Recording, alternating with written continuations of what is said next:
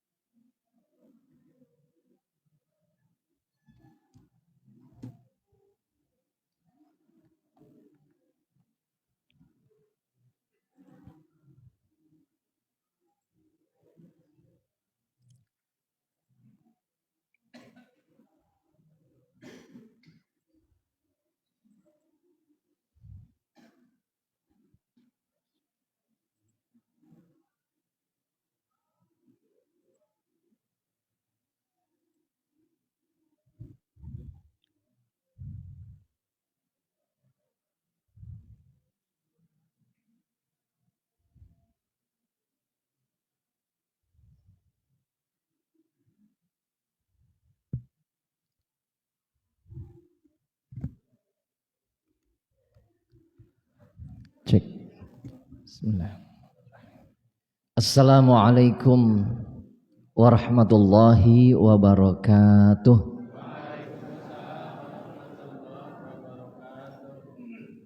Alhamdulillah wa syukrulillah, la hawla wa la quwwata illa billah.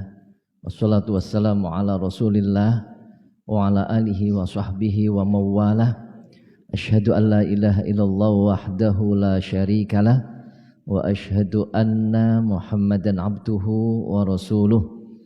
Allahumma salli wa sallim ala rasulillah wa ala alihi wa sahbihi wa mawalah. Rabbi israh li sadri wa yassir li amri wahlul 'uqdatam min lisani yafqahu qawli, amma ba'd. Wa qala Allah ta'ala a'udzu billahi minasyaitonir rajim. Ya ayyuhalladzina amanu taqullaha haqqa tuqatih wa la tamutunna illa wa antum muslimun. Shadaqallahul azim. Para bapak dan ibu jamaah taklim Ahad pagi yang berbahagia, dan mudah-mudahan senantiasa mendapatkan barokah rahmat hidayah serta maghfirah dari Allah Subhanahu wa taala. Amin ya rabbal alamin. Bersyukur kepada Allah, pagi hari ini kita masih diberikan nikmat oleh Allah, sehat, sempat, bahagia, nggih, semangat, nggih. Masih semangat nggih, Bapak Ibu nggih? Masih semangat. Pada bahagia semuanya? Bahagia. Apa maning sing wis pada medang, masjid, ya Allah, luar biasa nggih. Monggo yang di luar masuk ke dalam lah nggih. Jadi biar saya juga semangat gitu loh.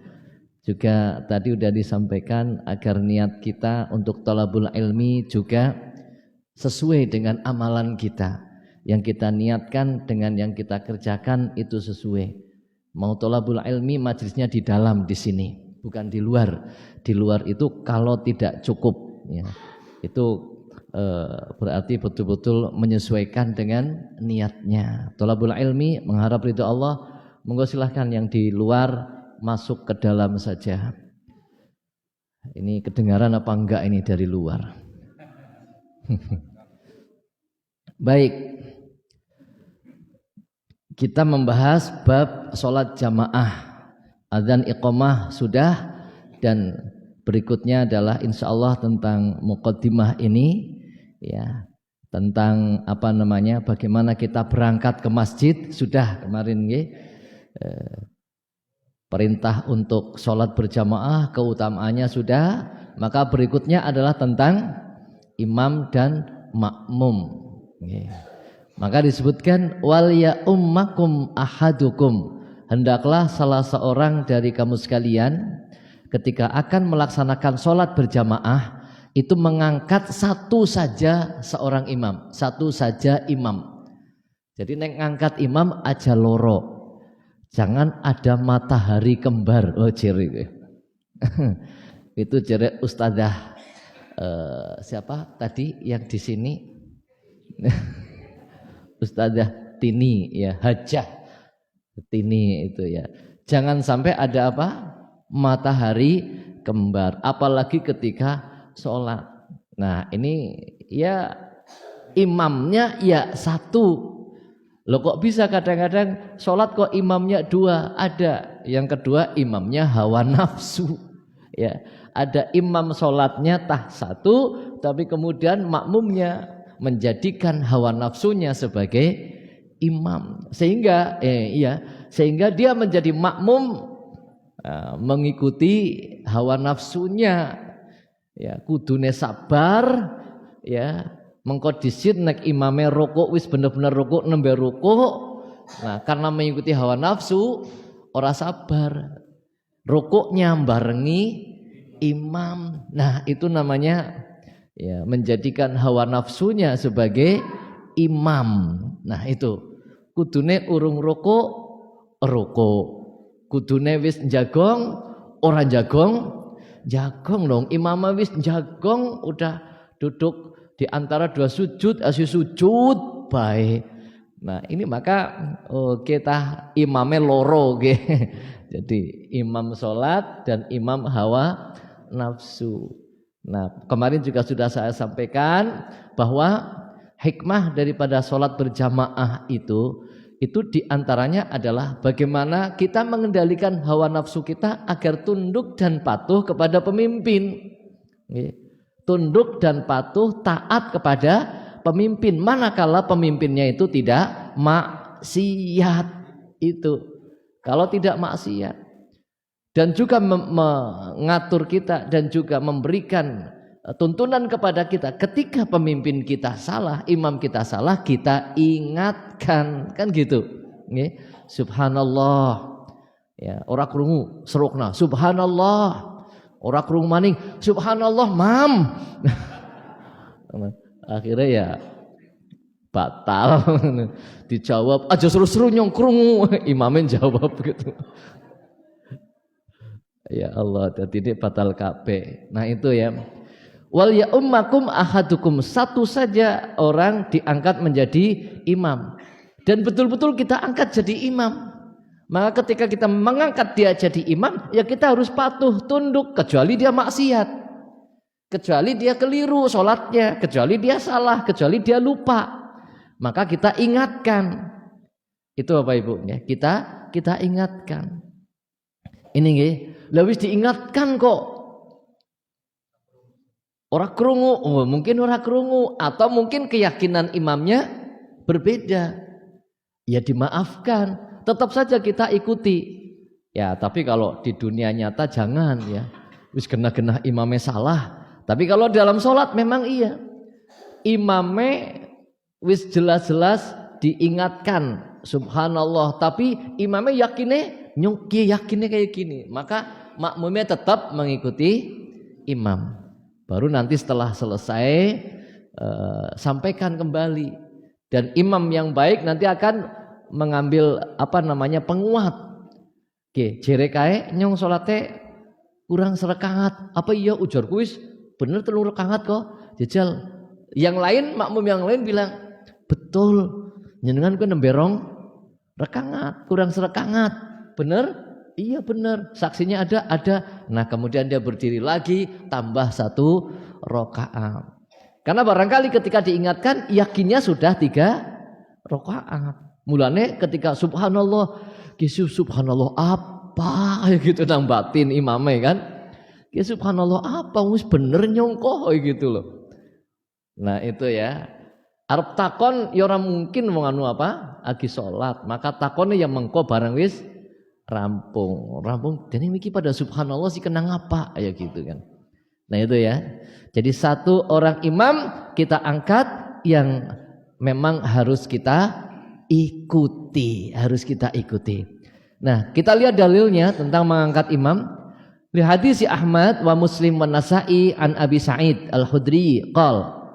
Hadis yang diriwayatkan oleh Imam Muslim, Imam An-Nasa'i ya, dari Abu Sa'id Al-Khudri, beliau berkata, qala Rasulullah sallallahu alaihi wasallam, "Idza kanu thalathatan falya ummahum ahaduhum wa ahaqquhum bil imamati aqra'uhum."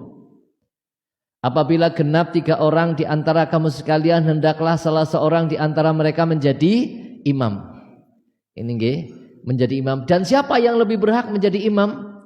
Yang berhak menjadi imam adalah aqra'uhum, orang yang paling ahli membaca Al-Qur'an. Ini nggih. Jadi orang yang paling ahli membaca Al-Qur'an. Sing paling pinter maca Qur'ane. Paling apik maca Qur'ane. Itu nggih. Oke. Jadi di sini jelas ketika ada 3 orang maka hendaklah mengangkat salah satu menjadi imam. Dan yang diangkat itu ada ketentuannya, bukan asal ngangkat, bukan asal gelem, ya, bukan asal gelem. Nah ini, wong sing gelem kae, jangan. Kalau kita betul-betul 3 orang itu atau berapa orang itu betul-betul sadar ini ibadah, ini penting, maka tidak mengikuti hawa nafsunya. Siapa di antara mereka yang aqra'uhum lil Qur'an? Nah, maka tentu akan dipilih, dan yang lain meskipun lebih tua akan mundur. Ya, putune luwih apik, ya putune sing kon dadi imam. Web putu mburi bae. Padahal mbae golek maca alhamdulillahi rabbil alamin ar-rahmanir rahim, misalnya ada yang seperti itu. Ini hanya contoh saja, bukan berarti saya melecehkan Al-Qur'an, ya, hanya contoh. Nah, ini nyun sewu. Nah, sementara putune esin nom tapi betul-betul bisa fase, maka mbae ya kudu mundur. Itu, Pak. Putune hafid, ya, wis apal misalnya 3 juz atau sejuz lah kapan 1 juz. Lah mbae apale juz mangga, juz juz apokat. Ya repot. Nah ini, maka angkat itu putune, ya, itu nggih. Jadi itu yang paling utama memang itu adalah siapa di antara orang itu yang paling pinter, paling menguasai tentang Al-Qur'an. Nah, di dalam penguasaan Al-Qur'an tentu yang pertama adalah penguasaan tentang apanya? Bacaannya, makharijul hurufnya. Lah ini. Jadi hak-hak huruf, apalagi kepada sifat-sifatnya, ini luar biasa, nggih. Sifat-sifat huruf itu kan, aduh, tidak semua orang ngerti, Pak, nggih. Tidak semua orang paham, ya. Jadi mana yang naber, mana yang banyak ya tentang ilmu sifat-sifat huruf. Ini harus dipelajari oleh kita. Next sing sepuh-sepuh ya belajar tetap, meskipun orang bisa-bisa ya ora apa-apa. Tapi insya Allah kalau terus kita belajar, insya Allah jadi paham dan bisa. Yang penting apa? Mau dan betul-betul semangat karena Allah Subhanahu wa ta'ala. Maka akan dimudahkan oleh Allah dan akan diberikan kemampuan oleh Allah.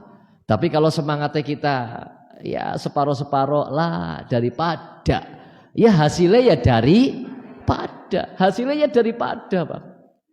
Lah daripada nang omah dewekan, ya hasilnya ya daripada dewekan.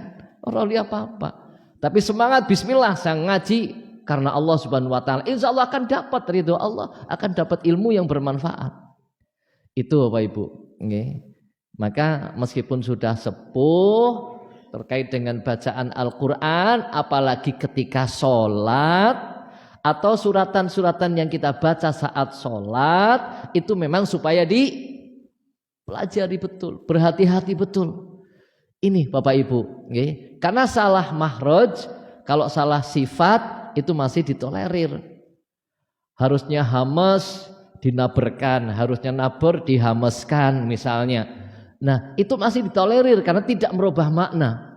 Tapi kalau makharijul huruf sampai salah itu bisa merubah makna. Atau yang seharusnya pendek dipanjangkan itu merubah makna.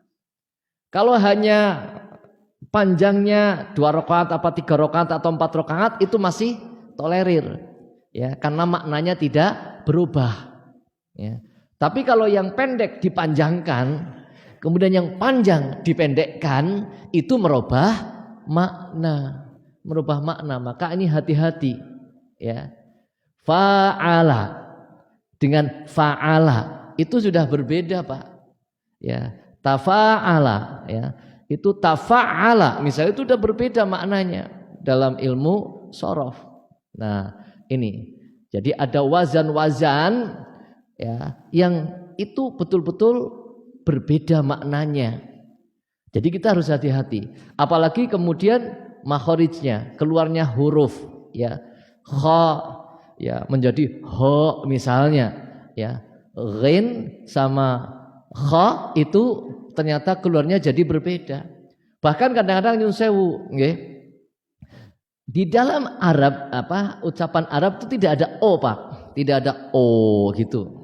Enggak ada o ya. Siro ihdinas siro itu enggak boleh. Ya, ihdinas siro ya itu tidak muncul seperti o. Itu enggak ada.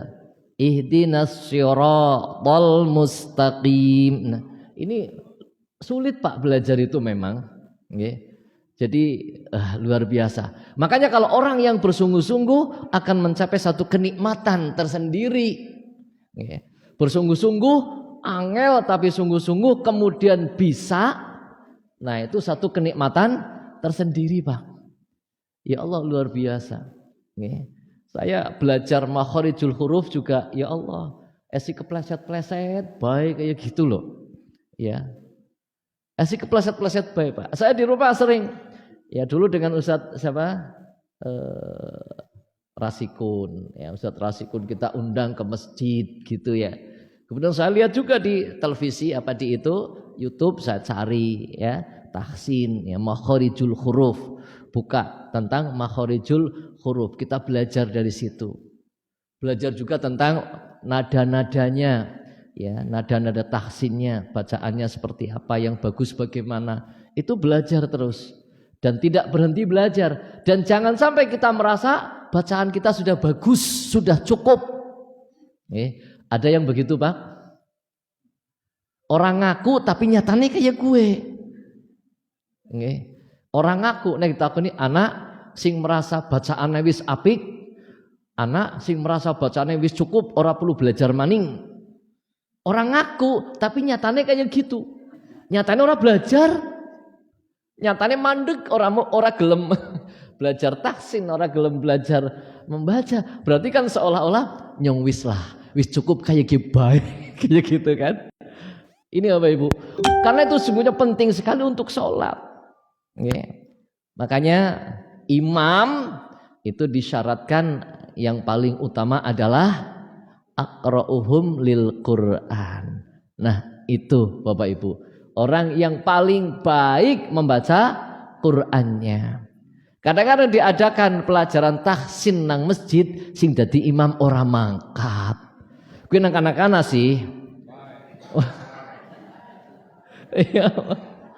Ya Allah, wis bareng-bareng ayo belajar tahsin, belajar maca Quran. Sing biasanya dadi imam ora mangkat. Ya rumangsane wis jenengan lho sing ngendika kowe lho, udu nyong. Ya. Itu Bapak Ibu, ya Allah. Kenapa? Nah, ini Bapak Ibu. Kenapa itu yang paling utama? Yaitu tadi, karena sedang membaca firman Allah Subhanahu wa taala. Maka membaca firman Allah ya kudu hati-hati betul. Dan ketika kita ingin benar-benar meresapi, juga membawa ke arah kekhusyuan, sholatnya lebih khusyuk, maka ya selain bacanya benar, kemudian apa? Memahami maknanya. Memahami maknanya. Maka yang kedua, ya pilih orang yang lebih tahu atau paham dengan maknanya selain bacanya benar. Oh, di antara ini yang lebih paham maknanya siapa nih? Orang kurma cakdok, tapi lebih pinter tafsirnya. Nah, misalnya, ya lebih pinter tafsirnya.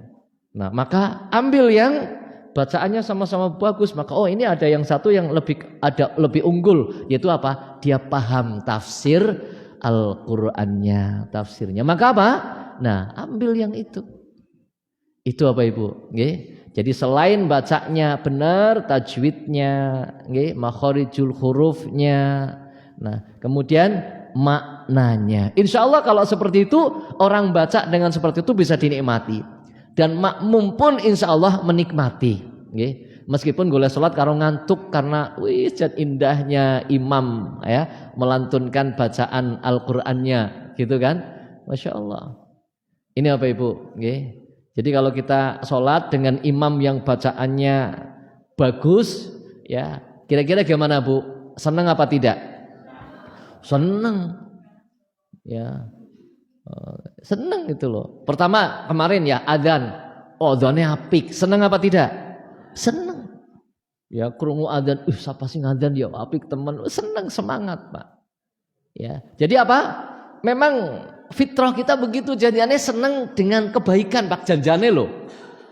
Janjiannya itu senang dengan kebaikan. Enggak ada yang menolak kebaikan, enggak ada sebetulnya. Ya. Tapi kemudian setan, hawa nafsu, nah itu yang menggoda terus. Ya. Sehingga kebaikan itu menjadi berat untuk dilaksanakan. Itu karena setan. Hati nurani kita sebetulnya adalah menerima kebaikan. Itu menerima kebaikan. Nah, itu Bapak Ibu.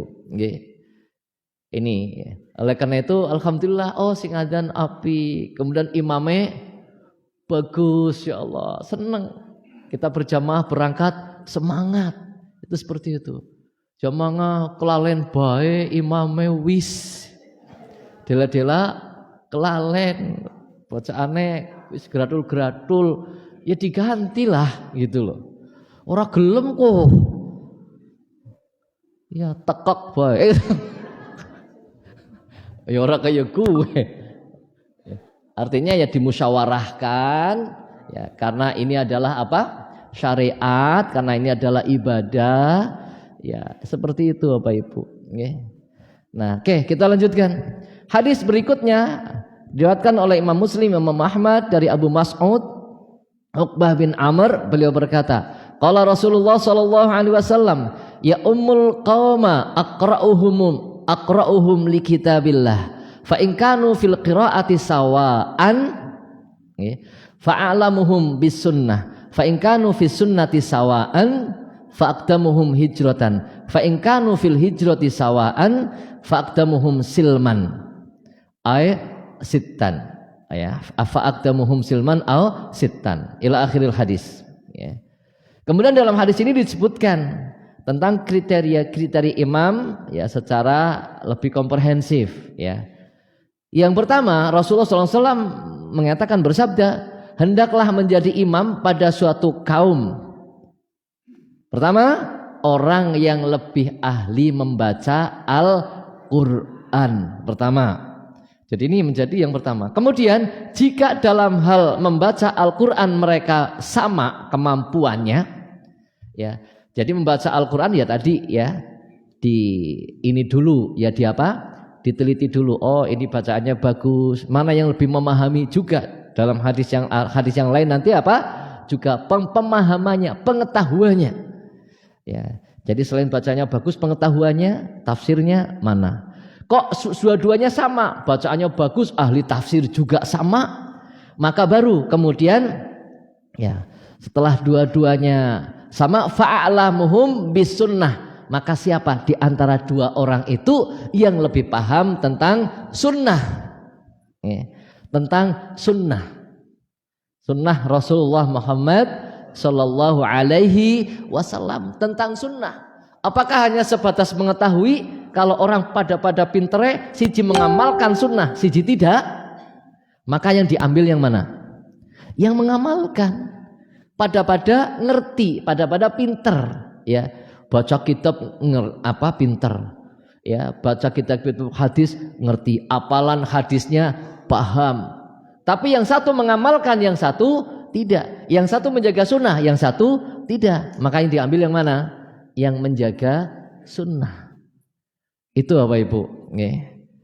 Nah, ya sing keton tapi ya yang kelihatan oleh kita. Ya, misalnya, pada pinter hadis, ya pinter sunnah, siji ngrokok, siji ora, sing dijot sing ndi? Sing ora ngrokok. Itu diantaranya siji ngrokok, siji ora. Ya ambil yang tidak merokok, jadikan sebagai imam. Itu. Ini Bapak Ibu, nggih. Nah, kemudian oh ya, siji seneng nglakoni salat sunnah, siji ora, ya. Maka diambil yang seneng nglakoni salat sunnah, meskipun pada paham tentang itu. Pada paham tentang dalil salat duha misalnya. Tapi yang satu senang mengamalkan, yang satu tidak. Ya, maka diambil sebagai imam yang senang. Nah, cuma kadang-kadang memang jadi ya hati-hati yang diangkat itu. Hati-hati lah, ini tinggal yang diangkat nanti yang ditunjuk, hati-hati aja kemudian terus sombong merasa unyong dia sing paling berarti nyong nang kene sing paling hebat ya. Qur'annya paling apik, paling ngerti sunnah, ya paling mengamalkan sunnah. Ah, ini bahaya seperti itu. Makanya ya apa namanya? Ya tinggal hatinya dijaga ya. Tetap jamaah takmir tetap harus melaksanakan seperti itu. Prosesnya memilih imam ya seperti itu. Nah, kemudian fa in kanu fi sunnati sawa, dan jika ternyata pemahamannya tentang sunnah dan pengamalannya tentang sunnah sama, oh ini pada solehnya, ya paham sunnahnya iya, mengamalkan sunnahnya iya, oh dia juga sering puasa Senin Kemis, oh dia juga pada, ya dia sering sholat duha, dia juga sama, ya yang kelihatan gitu, nggih. Nah, maka ambil yang mana? Fa'aqdamuhum hijratan. Maka siapa dua orang ini yang lebih dulu hijrah? Nah, kalau zaman Nabi kan hijrah dari kota Mekah ke Madinah, gitu nggih. Kalau zaman sekarang ini ada hijrah apa tidak? Ya sudah tidak ada hijrah yang dimaksudkan. Tapi bisa kita kiaskan, bisa kita terapkan kepada hal yang lain. Misalnya di suatu, ya sekarang banyak perumahan kan ya. Ada banyak perumahan. Perumahan kan nggak ada penghuni di situ ya. Orang yang manggon nang perumahan kan muhajirin semuanya. Iya kan? Muhajirin. Dari mana beli rumah di mana, pindah ke sana, kan hijrah itu. Hijrah kan intiqal ya, min makanin ila makanin ghairi. Berpindah dari satu tempat ke tempat yang lain. Nah itu, jadi hijrah. Hijrah secara bahasa kan begitu. Ya. Nah ini Bapak Ibu, ya. Jadi siapa yang pertama menempati perumahan itu? Siapa yang pertama tinggal di desa itu lebih dulu mana? Ya, di antara dua orang ini yang pemahaman Qur'annya sama, pemahaman hadisnya sunnahnya sama. Nah, siapa yang lebih dulu tinggal di situ? Belum masalah tua, belum. Tapi siapa yang lebih dulu tinggal di situ, Pak? Oh, nyong lebih disit, ya dia yang lebih berhak untuk menjadi imam. Nah, nek ngolengan goni bareng-bareng, ya kan? Kan bisa jadi, iya apa tidak? Bisa jadi. Orang masuk perumahan bareng, nggonya dina kue bareng, ya sudah. Kalau seperti itu bagaimana? Fa in kanu fil hijrati sawaan, dan jika hijrahnya sama, fa aqdamuhum silman au sittan, maka siapa yang lebih dahulu masuk Islam atau yang lebih tua umurnya. Ini Bapak Ibu, nggih. Jadi kalau pada hijrahnya juga sama, maka siapa yang lebih dulu masuk Islam? Lebih dulu masuk Islam. Kalau ternyata di situ Islam penjuron, ngertos Bu Islam penjuron? Islam sejak lahir, bapak ibune gue Islam, lahir Islam gitu ya. Jadi Islam sejak nang tampah gitu ya. Sejak lahir sudah Islam, maka tentu yang lebih dulu masuk Islam adalah yang lebih tua. Itu udah otomatis. Tapi kalau misalnya dalam satu lingkungan itu mu'alaf semuanya. Jadi ini perumahan komplek mu'alaf. Mu'alaf semuanya. Kira-kira bisa terjadi apa enggak ya? Ya mungkin saja. Dalam satu komplek ini mu'alaf semuanya. Maka siapa di antara mu'alaf itu yang lebih dahulu masuk Islam? Nah itu. Maka kan di dalam proses masuk Islam biasanya ada syahadah, ya, ada syahadah, ada apa namanya? Satu sertifikat ya pernyataan masuk Islam. Yang itu menjadi dokumen untuk perubahan apa namanya itu? Dokumen-dokumen pribadi kita, KTP, KK ya, merubah status agama. Nah, itu. Ini Bapak Ibu ya. Jadi kalau mu'allaf semuanya tentu ya yang dipertimbangkan adalah kapan dia masuk Islamnya, siapa yang lebih dulu masuk Islam.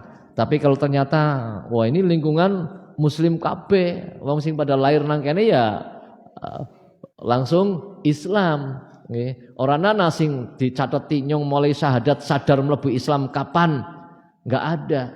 Coba panjenengan saja nih. Bu, panjenengan kapan sadar mlebu Islam yang jajal? Bisa-bisa tekan siki urung sadar ke. Kapan sadar, yakin ya, kemudian bertekad berislam dengan baik dan benar? Kapan, Bu? Dalam mboten itu Bapak Ibu ya. Jadi ya Allah, ana sing jawab ya agi nikah. Ya. Agi nikah kan dituntun supaya apa? Mengucapkan 2 kalimat syahadat. Monggo nggih sareng-sareng pengantene ya, ugi waline, ugi saksine kula dherekaken. Bismillahirrahmanirrahim. Bismillahirrahmanirrahim. Asyhadu alla ilaha illallah, asyhadu alla ilaha illallah, wa asyhadu anna Muhammadar Rasulullah, wa asyhadu anna Muhammadar Rasulullah. Saya bersaksi. Dene ora ditira kena.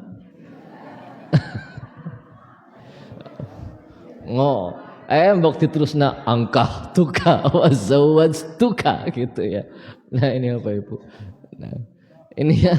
Jadi ada yang begitu. Ternyata memang sampai dengan saat ini pun ada orang yang enggak sadar betul tentang keislamannya. Makanya banyak yang diarani dengan Islam KTP, Pak. Islam KTP. Ya, Islam ya karena seperti itu tidak pernah kemudian hadirkan dalam hati, dalam tekad, dalam rasa kita. Itu tidak pernah. Jadi melaku apa adanya. Takoni Islam. Kenapa? Bapaknya nyong Islam. Ngerti Islam apa ora? Konsekuensinya bagaimana? Lambuh. Prihatin Pak memang. Ya pernah saya ceritakan barangkali nggih. Ketika YouTuber mencoba anak-anak SMA, SMP Pak. Nggih. Anak SMA, SMP ditanya, silakan dicari kayaknya masih ada juga itu YouTube-nya. Ditanya tentang rukun iman, rukun Islam. Itu orang pada apal, padahal nganggo jilbab bocah man, madrasah aliyah, rukun iman orang apal, kan ngeri Pak. Nah itu Bapak Ibu nggih. Bu, rukun iman ketiga apa Bu?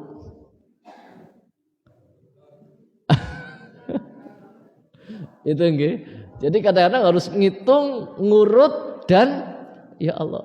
Padahal rukun iman, rukun Islam adalah hal pokoknya agama yang harus dipahami, dingertiin dan diamalkan. Itu rukun iman, rukun Islam. Konsekuensinya seperti apa? Ya, iman kepada Allah, iman kepada malaikat, iman kepada kitab. Ya, itu iman kepada Rasul, iman kepada hari akhir, iman kepada takdir. Nah, ini Bapak Ibu ya, itu harus ya, banyak anak-anak SMA yang enggak hafal Pak. Ya, anak SMA yang tidak hafal. Ternyata kebingungan, apa ya. Bahkan nyun sewu, ini yang lain, yang baru-baru ini. Anak-anak dan juga mahasiswa ditanya tentang apa artinya MPR. Majelis Permusyawaratan Rakyat. Kok akeh sing ora ngerti gue. MPR siapa? Kok nggak tahu gitu loh.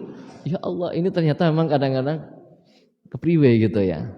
Nah, kalau MPR orang ngerti orang dosa, orang apa gitu ya. MPR kepanjangannya apa? Orang ngerti orang apa. Tapi nek nganti rukun iman, rukun Islam nggak tahu, itu memprihatinkan Pak. Sangat memprihatinkan. Maka di Indonesia ada yang melakukan penelitian ya. orang Islam yang sebenarnya itu tidak lebih dari 10%. Tidak lebih dari 10%. Yang katanya orang Islam itu berapa? Sekarang sudah menurun, tidak 90%, sudah 80%-an umat Islam di Indonesia. Sing temenanan itu tidak lebih dari 10%. Sing temenanan, komit dengan Islam, paham dengan Islam. Ya Allah, kan sedikit. Itu Bapak Ibu, makanya alhamdulillah Bapak Ibu diberi nikmat, kasih semangat ngaji dalam rangka untuk apa? Memahami Islam, memahami ajaran-ajaran Allah yang kemudian kita amalkan. Bersyukur kepada Allah karena tidak semua orang diberi hidayah seperti kita ini. Bersyukur Bapak Ibu. Jadi alhamdulillah, maka kesempatan yang kayak gini gunakan maksimal. Gunakan maksimal. Kajian yang dilaksanakan oleh takmir, kapanpun, siapapun yang ngisi, itu gunakan secara maksimal. Nah, itu Bapak Ibu, dan jangan lupa ya anak cucu kita. Misalnya ada TPQ anak cucu kita, ya suruh ngaji dan ustadz benar-benar serius. Nah, agar supaya anak-anak mudanya terisi dengan ilmu-ilmu Allah Subhanahu wa taala. Lah ini Bapak Ibu, jadi fa in kanu fil hijrati sawa fa aqdamuhum silman aw sittan. Jika pemahamannya Quran pada sunnahnya sama, hijrahnya sama, maka kemudian diambil siapa yang lebih dahulu masuk Islam atau yang usianya lebih tua. Itu Bapak Ibu, Jadi pilihan pertama apa? Pilihan pertamanya aqra'uhum li kitabillah. Itu Baik. Itu hadis yang kedua. Yang ketiga, wali hadis Ahmad wal Bukhari wa Abi Dawud wa Nasa'i an Amr ibn Maslamah fi hadisin tawilin. Ya. Jadi ada hadis yang panjang, hadis riwayat Imam Bukhari, Imam Ahmad, Abu Dawud, An-Nasa'i dari Amr bin Maslamah. Hadisnya panjang. Disebutkan di dalam hadis itu wal ya ummakum aktsarukum Qur'anan. Hendaklah yang menjadi imam kepadamu orang yang lebih banyak pengertiannya, pemahamannya tentang Al-Qur'an. Ini tadi yang sudah saya ceritakan. Ini dalilnya. Jadi aktsarukum orang yang paling banyak pemahamannya, ya hafalannya, ya pemahamannya tentang Al-Qur'an. Nah itu, meskipun ketika sholat qul huwallah, ya inna a'tayna qul huwallah, inna a'tayna qul huwallah, inna a'tayna, enggak apa-apa. Yang penting janjane dia hafal 5 juz. Tapi kalau sholat hanya menggunakan qul hu karo inna a'tayna, enggak masalah.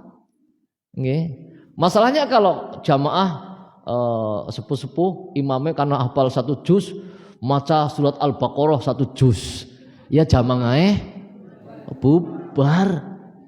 Jangankan 1 juz, jajal ya surat Maghrib Isya bacaane juz amma sing awal-awal ya, An-Naba baca full ya. Kemudian rakaat kedua An-Nazi'at. Kira-kira jamaah kepriwe gue ya urung siap gitu loh, jamaah kita itu belum siap untuk lama-lama seperti itu gitu kan gitu. Makanya Rasulullah memberikan ansar-ansar dalam hadis yang peristiwanya adalah al-haram ya, al-haram yang seorang dia punya kebun kurma yang akan nyirami kurma, kemudian dia asar masuk ke masjid ikut sholat, ternyata imamnya bacanya panjang. Nah kemudian Al-Haram ini mendahului, akhirnya tidak berjamaah, akhirnya dia lebih selesai dulu. Nah dikatakan wah innahu la munafiqun, dia orang munafik ya. Nah, kemudian diwadulkan kepada Nabi. Sing dimarahi bukan Al-Haram yang meninggalkan jamaah, mendahului jamaah, karena dia punya kepentingan akan nyirami kebun-kebunnya panjang. Lah ini sholatnya suwe pisan. Dikatakan hanya karena urusan dunia sudah meninggalkan sholat jamaah, munafik dia. Nah, orang terima diomong kayak gitu, diomong munafik, lapor ke Nabi. Nah, ketika lapor yang jadi imam itu ada di situ, sehingga Rasulullah kemudian bukan marah kepada Al-Haram yang meninggalkan jamaah, tapi marah kepada imamnya. Aja dawa-dawa. Nah, itu jadi aja dawa-dawa. Nanti akan sampai juga. Nah, itu. Jadi ya aja kedawan. Waqra bisabbihisma rabbikal a'la. Lah itu. Dalam hadis itu bacalah yang setara, kalau mau panjang ya setara dengan sabbihisma rabbikal a'la. Ya kurang lebih itulah. Wong maca sabbihis be kaya nuwis suwe ya gitu kan.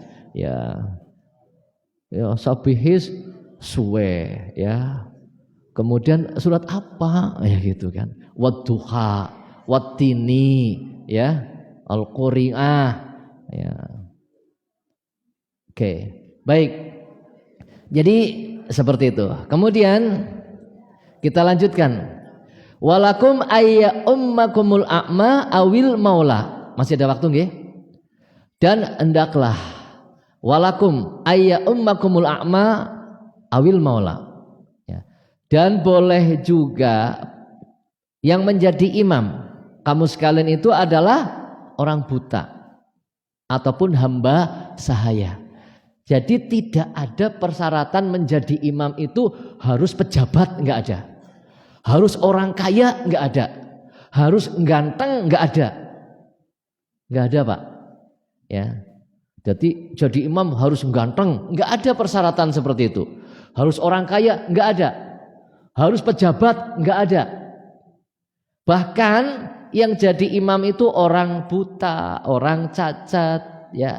Kemudian dia hamba sahaya, budak, ya. Itu boleh. Dan kalau persyaratan tadi aqra'uhum li kitabillah terpenuhi, maka justru itu yang didahulukan. Meskipun ada pejabat. Misalnya bupati, ya. Kemudian supire lebih pinter maca Qur'ane. Ketika sholat, sing dadi imam siapa? Ya supire kudune, ya. Jadi imam ya supire. Bupati ini monggo Anda saja yang jadi imam. Harusnya begitu. Nah, ini Bapak Ibu, ya. Jadi boleh jadi yang menjadi imam kita adalah orang buta ataupun hamba sahaya. Nah, itu. Yang penting apa? Persyaratan menjadi imam terpenuhi. Kita lihat hadis dalilnya. Hadis riwayat Imam Ahmad, Abu Dawud dari Anas bin Malik anna Nabi sallallahu alaihi wasallam bahwasanya Nabi sallallahu alaihi wasallam istakhlafa ibna Ummi Maktum alal Madinati marrataini yusalli bihim wa huwa a'ma. Nabi sallallahu alaihi wasallam pernah mewakilkan, menguasakan, pernah perintah Ibnu Ummi Maktum untuk menjadi imam di Madinah 2 kali ketika Rasulullah masih ada, mengimami mereka penduduk Madinah, padahal Ibnu Ummi Maktum itu buta. Lah ini, apa enggak ada yang lain? Ada yang lain. Tapi Ibnu Ummi Maktum ini yang dianggap, yang dipahami, dingerteni, beliau adalah orang yang jago dalam hal Al-Quran. Nah itu yang terbaik di dalam hal Al-Quran, meskipun ada Umar, ada Abu Bakar, itu seperti itu. Nah ini, jadi Ibnu Ummi Maktum buta, enggak masalah. Oleh karena itu imam tidak harus fisiknya lengkap, tidak harus orang yang gogoh, gede, dhuwur, tidak.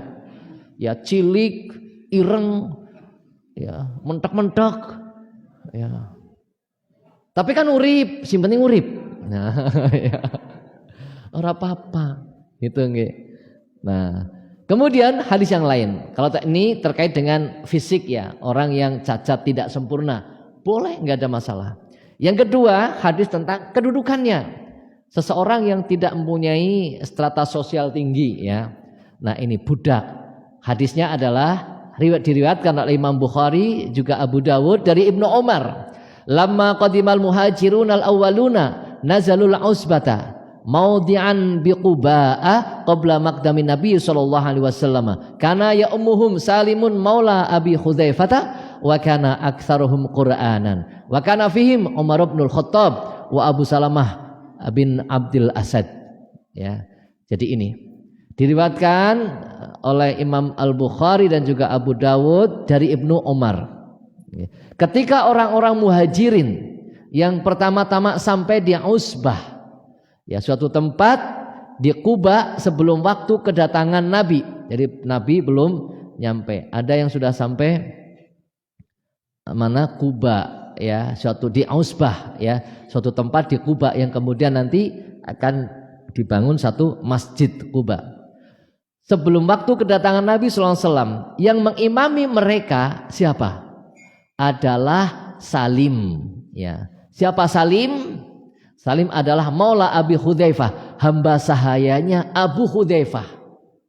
Lah ini, Salim itu hamba sahaya. Pada waktu itu perbudakan belum dihapus. Perbudakan belum dihapus. Jadi Salim itu budak. Budak itu apa, Pak? Hamba sahaya. Hamba sahaya itu apa, Pak? Budak. Budak nopo? Hamba sahaya. Jadi orang yang dimiliki sepenuhnya oleh orang lain. Ya. Jadi yang memiliki itu bisa menjual. Bahkan pada saat belum pembebasan budak, seorang majikan laki-laki boleh menggauli budak perempuannya. Halal. Itu Bapak Ibu, sebelum ada larangan perbudakan. Sebelum ada larangan perbudakan. Jadi betul-betul dimiliki. Kanda milik saya. Karena milik yang dikapak-kapak kena boleh didol. Sapa ke budak nyong tedol, sapa rep tuku. Ya nyang-nyangan kayak gitu kan. Nah, seperti itu. Ini sebelum ada wahyu tentang perbudakan. Nah ini Salim adalah budaknya Abu Hudzaifah. Kenapa bukan Abu Hudzaifah yang jadi imam, tapi malah budaknya? Karena wa kana aktsaruhum Qur'anan. Jadi karena Salim itu adalah orang yang lebih banyak pemahamannya tentang Al-Qur'an. Nah itu Bapak Ibu. Jadi seorang pejabat, seorang kiai sekalipun, kalau baca Qur'annya leot cuma pinter ceramah, ya jangan dijadikan imam, Pak. Ada enggak orang ahli ceramah tapi bacaannya jelek? Ada, bukan ada, banyak, Pak. Ngagit ceramah maca Qur'an be salah. Lah ketika dia datang kok jadikan imam, ya jangan. Kalau ada yang lebih baik, tapi kalau nggak ada yang lebih baik ya, kalau itu yang terbaik ya itu. Nah ini Pak, jadi seperti itu. Ya ini siapa? Salim. Salim siapa? Seorang hamba sahaya. Padahal ya wakana fihim, padahal pada kelompok orang-orang itu pada saat itu ada Umar bin Khattab. Siapa yang nggak kenal dengan Umar bin Khattab? Seorang pemuka, ya. Pada saat itu pemuka kaum di situ, orang yang disegani, orang kaya. Umar bin Khattab itu orang kaya, luar biasa, dan strata sosialnya tinggi. Gak ada orang yang bain-bain berani dengan Umar bin Khattab. Tapi apa? Tidak dijadikan imam, yang diangkat malah budak. Nah ini Bapak Ibu, karena pemahaman terhadap Al-Qur'annya, maka ya Allah ahlul Qur'an itu penting. Ahlul Qur'an itu penting, ya, menjadi keluarga Al-Qur'an itu penting. Maka kalau tidak bisa menghafalkan, ya jangan tidak membaca Bapak Ibu. Kalau tidak bisa menghafalkan, ya bacalah Al-Qur'an tiap hari. Jangan sampai kita tidak membaca Al-Qur'an. Nah itu Bapak Ibu. Lebih baik lagi bacaan pertama yang kita baca setelah bangun tidur apa? Al-Qur'an. Bangun tidur, kita wudu, kita sholat subuh. Setelah sholat subuh apa? Al-Qur'an. Tapi lebih banyak bangun tidur ngaku teneng. Anak pesan apa ora ya? Ngoleti pesan disit gitu loh. Ya Allah. Ini. Itu Bapak Ibu ya. Ini luar biasa. Nah, ternyata emang orang yang Quran itu luar biasa, maka akan menjadi syafaat ya, syafi'an li ashabih ya itu ya. Yang menjadi syafaat bagi orang yang menjaga Al-Qur'an. Nah, itu Bapak Ibu, nggih. Luar biasa. Oke. Jadi kemudian sampai di sini dulu lah. Ini udah waktunya habis ya. Jadi sampai dengan masalah imam. Jadi tentang imam itu selesai. Berikutnya nanti adalah tentang posisi imam dan makmum. Ya, posisi imam dan makmum. Ibu-ibu, bapak-bapak semuanya, kenapa? Kemudian syariat memberikan satu kriteria imam seperti itu. Karena imam itu yang akan membawa kita ya kemana saja kan, yang akan memimpin kita. Kalau imamnya orang ngerti apa-apa, pemahamannya jelek, maka makmumnya Arab salah. Maka pemimpin juga ya seperti itu. Pemimpin itu ya seperti itu. Seharusnya yang betul-betul paham agama, mengamalkan agama, sehingga apa? Yang dipimpin akan ke bawah. Arahnya jelas. Seorang imam juga harus terpimpin dengan syariat. Imam tidak terpimpin dengan syariat, ya kan sekarepe dewek. Kalau hawa nafsu sudah memimpin seorang imam, ya akhirnya apa? Bahayanya apa? Makmum akan terbawa. Naudzubillah. Itu Pak. Karena seperti itu. Seorang imam salah itu lebih berbahaya daripada makmum yang salah. Seorang pemimpin keliru itu berbahaya dibandingkan makmum yang keliru. Seorang imam pemimpin nekat itu lebih berbahaya daripada rakyat makmum yang nekat. Itu lebih berbahaya pemimpin sing nekat. Karena apa? Akan membawa rakyatnya, makmumnya seperti itu. Itu nggih. Sehingga monggo kita angkat imam sebaik-baiknya. Namun nyun sewu yang diangkat tetap tawadhu ya. Yang kemudian tidak diangkat juga tawadhu, syukur, menyadari, bersyukur kepada Allah Subhanahu wa taala. Malah yang sudah tidak diangkat malah kebenaran. Alhamdulillah tanggung jawabnya tetap jamaah tapi bareng musyawarah imamnya diganti, hari berikutnya orang tahu orang tuh maka jamaah gitu, repot. Sekarang imamnya dibagi, imam zuhur A, imam asar B, imam maghrib C, imam isya D. Jebule ketika udut jadwalnya jadi imam orang tahu, maka ya jangan. Itu semuanya untuk ibadah karena Allah Subhanahu wa taala. Jadi kita ibadah jadi imam atau jadi makmum itu bukan karena manusia, tapi karena Allah Subhanahu wa taala. Itu nggih, sehingga jadi makmum atau tidak tetap berangkat berjamaah ke masjid karena bukan manusia yang menjadi tujuan tapi ridho Allah yang menjadi tujuan. Demikian Bapak Ibu, kalau ada pertanyaan terkait dengan imam monggo, kalau tidak ya kita akhiri. Ya monggo silahkan. Ini dulu. Nggih, monggo Bu. Nggih.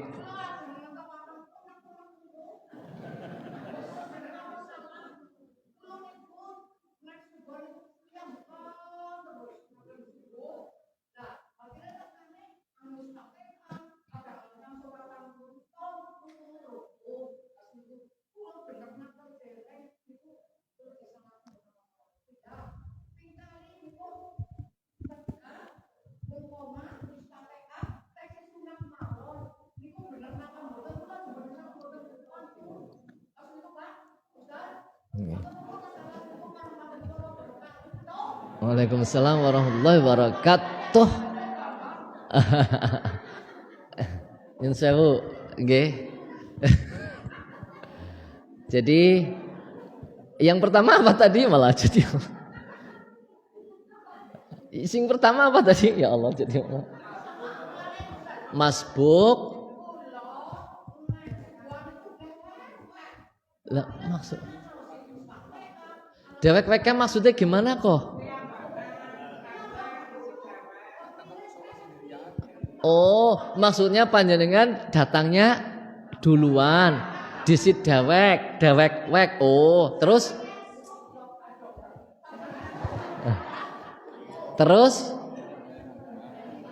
ada yang masbuk.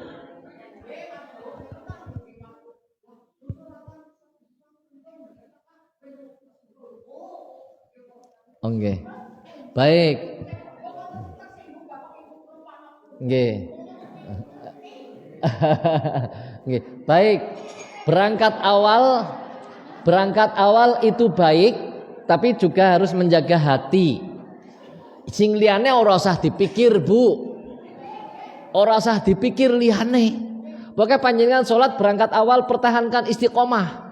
Jangan kepengaruh dengan yang lain. Sing lain arep mangkat yang ngono ora ya ngono. Ya, dakwah kita ya ngajak kon pada jamaah. Ya, dakwah kita diajak gelem apa ora gelem, masbuk atau tidak masbuk, sudah yang penting kita sudah mengajak. Nah, kemudian bagaimana dengan yang masbuk? Masbuk itu boleh saja, nggak ada masalah. Maka memang ketika kita ingin lebih sempurna, ya berangkatnya lebih awal. Dan kemudian kita sudah datang sampai ke masjid, ternyata sudah dimulai, sudah baca suratan, dan kemudian tinggal rukuknya saja. Ya bagaimana kita? Kalau baru datang, ya sudah takbiratul ihram, kemudian ikut ruku. Meskipun tanpa membaca Al-Fatihah, tanpa membaca suratan, tanpa membaca doa iftitah, tetap dianggap satu rakaat. Dan kalau memang dari rumah ada uzur, kemudian tidak sengaja ngendende karena ada uzur, arep mangkat kebelet ngising. Ana apa ora sing kaya gue? Wong nyong wis sering arep mangkat bahkan wis tekan masjid nembe kebelet. Ya Allah, ya ana Pak. Ya enggak apa-apa. Memang hajat-hajat itu supaya diselesaikan dulu. Ya, arep mangkat agi barang wis wudu wis kambenan sarungan ora kebelet, Pak. Tapi barang metu omah, aduh, ya mlebu maning carry, ya enggak masalah. Tetap saja berangkatnya tenang, tidak boleh terburu-buru. Tetap berangkat dengan tenang, santai ke masjid. Carry ora apa-apa. Jadi nggak perlu kita kritisi, keri kok, ora tahu. Udah mbok. Barangkali dia memang ada uzur di rumah. Persoalan gende atau tidaknya urusannya dia dengan Allah Subhanahu wa taala. Alhamdulillah mangkat jamaah meskipun telat. Bagus. Ya bukan begitu. Ketika ada uzur begitu, nggih. Jadi ketika ada uzur enggak apa-apa. Jadi tetap berangkatnya harus dengan bisakinah, dengan tenang. Sampai bahkan ada hadis yang mengatakan ketika ada uzur seperti itu kemudian berangkat sampai ke masjid, dia wudhunya sempurnakan, berangkat dengan tenang sampai di masjid sudah bubaran jamaahnya, dia tetap dapat pahala jamaah. Tidak dikurangi sedikit pun. Nah itulah kemurahan Allah Subhanahu wa taala. Itu sudah kita bahas ya dalam belum ya. Nanti bab sudah apa belum itu? Sudah ya di awal kemarin itu. Itu Bapak Ibu ya. Kemudian yang kedua apa tadi? Sunnah ya. Agi sholat sunnah qomat. Lah ini kita lihat kondisinya Bapak Ibu. Ketika masih lama sholat sunnahnya sampai ketabrak wajib ya, harus membatalkan sunnahnya. Tapi gari rampungnya tok, segerakan diselesaikan secara cepat. Ya, nembe wis gari apa? Rakaat kedua wis rukuk, gari sujud, tasyahud akhir. Nah kemudian kok Allahu Akbar, asyhadu an la ilaha illallah. Segera cepatkan sholatnya selesai. Ya, selesai. Jadi tidak terlambat sholat wajibnya. Itu boleh kalau memang tinggal sedikit, selesaikan secara cepat. Kalau mau dibatalkan boleh apa tidak? Ya boleh. Pakai qomat batalkan baik. Ya sudah, batalkan. Kalau dia mau melanjutkan, dicepatkan, jangan sampai nabrak takbiratulnya imam. Itu juga oleh para ulama ditolerir, boleh saja. Yang penting jangan sampai nabrak takbiratulnya imam. Karena ketika sholat wajib sudah didirikan, tidak ada sholat sunnah. Itu koridornya. Sholat wajib didirikan, imam sudah Allahu Akbar, kok asih sholat sunnah. Ini yang keliru. Yang keliru di situ. Okay. Makanya ya muadzinnya mandan toleransi sedikit lah. Ngerti, oh kayak gari rampungnya tok. Ya engkau tunggu sedela lah gitu loh. Tunggu sedela aja. Wes komat bae. Bencurna bae kae. Ya Allah, kejam temen gitu loh ya. Ngerti-ngerti garis siji kayak arep rampung. Ya kon dirampungna disit sing apa? Biar dia sholatnya khusyuk, tenang gitu loh. Ya. Itu muadzin ajar asal moni titit langsung baik komat, ya toleran lah. Wong sing perintah komat itu bukan titit, mana ini? Enggak ada ya? Oh ada ya. Sing perintah itu bukan itu kan hanya membantu saja. Sing perintah komat ku ya imam. Maka imamnya ngerti, engko disit tunggu kae sedela. Nah ya sudah, tunggu rampung baru ngono kae rampung komat. Begitu, Pak. Aja asal tit, bahkan kadang-kadang urung anak imame asal wis moni titit komat bae, bar gue gari imame sapa jorok-jorogan. Ya Allah. Enggak boleh begitu, Pak. Enggak boleh. Kalau misalnya waktunya sudah lama, waktu kesepakatan ini kan waktu kesepakatan kira-kira gitu ya. Waktu kira-kira saja. Nah, urung anak imame jangan komat dulu, Pak. Tapi tentukan dulu, ini imamnya orang teka-teka, siapa nih yang jadi imam? Tentukan dulu di situ, tunjuk dulu. Nanti nyenengan ya, jadi imam ini imamnya orang teka-teka kok. Oh iya, nembe komat. Sehingga setelah komat selesai, ora jorokan. Kok pada guyu sih? Oh. Nangkene senengannya jorok-jorokan. Pantesan. Jangan, Pak, dirubah. Ya Allah. Itu jangan nggih. Jangan jorok-jorokan. Demikian nggih, Bu nggih. Cukup? Ya.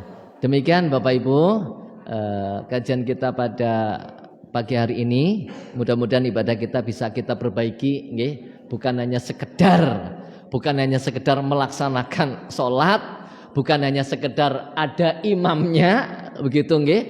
Tapi monggo angkat imam yang benar karena dia akan memimpin menghadap Allah Subhanahu wa taala. Sebagai makmum juga insya Allah kalau imamnya benar kita akan lebih tenang, lebih khusyuk di dalam sholatnya. Jaga hati, jangan suudzon kepada siapapun, suudzon kepada imam, suudzon kepada makmum, itu juga jangan. Kalau sudah Allahu Akbar, sudah pasrahkan semuanya kepada Allah Subhanahu wa taala. Imam salah, kita ingatkan karena Allah Subhanahu wa taala. Jangan menyalahkan karena kebencian. Lah kayak keliru kan, ngandel apa ora? Jangan. Ya, karena saking sengite ora cocok karo imame, bareng imame keliru. Nah, kena ngati tapi nah itu jangan. Jaga hati. Ketika sudah Allah Akbar, sudah semuanya kembali kepada Allah Subhanahu wa taala. Insyaallah ketika kita menjaga demikian, salat berjamaah kita akan berkualitas, nggih. Dan insyaallah akan diridhoi oleh Allah Subhanahu wa taala. Amin ya rabbal alamin. Demikian kurang lebihnya mohon maaf yang sebesar-besarnya. Wallahu alam bissawab. Billahi taufiq wal hidayah. Nasrun minallahi wa fathun qarib. Subhanakallahumma wa bihamdika asyhadu an la ilaha illa anta astaghfiruka wa atubu ilaik. Assalamualaikum warahmatullahi wabarakatuh.